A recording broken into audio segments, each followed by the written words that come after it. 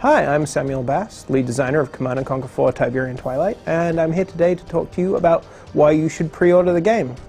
You gain access to a special bonus mission we've put together for you called Night Moves. In fact, it takes place about 12 hours before the start of the CNC4 campaign. And what it does is it puts you in the role of a commander, but not for Kane or for GDI, but for this character called Gideon, who is this Nod separatist who sees himself as the kind of the heir to Kane's throne, and you are there to set up an ambush for a very important figure. And it's really how that happened, the backstory of what you will experience playing the first mission of the campaign. So Kane is on his way to a special event where he's going to unfold the Tiberian control network and reveal it to the world, but Gideon doesn't want this to happen. He wants to intercept Kane, and in order to do this, with a little bit of Nod irony, he wants to kill him with obelisks of light. So we thought it would be cool to find out, how did a Nod general find a way to get these things into the city without Kane knowing? The incursion war was but a skirmish compared to the chaos we shall unleash upon the infidels today. One of the interesting objectives is you go out to the edge of the city where they're really building up this GDI city. You go out there and you find a couple of vehicles that you think will be able to get into the center of the city unnoticed, and you capture those. But your discovery would mark the end of this grand plan before it even begins.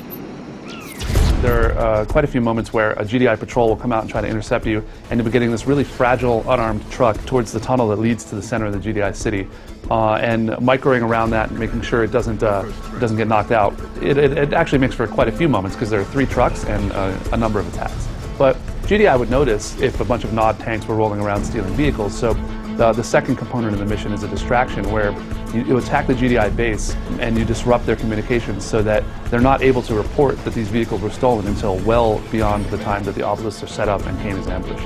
And this one I like to use offense because I like to hit the final objective really hard. There's a GDI defense unit that gets set up with a lot of towers, and it can be hard to tear that down without some heavy weapons.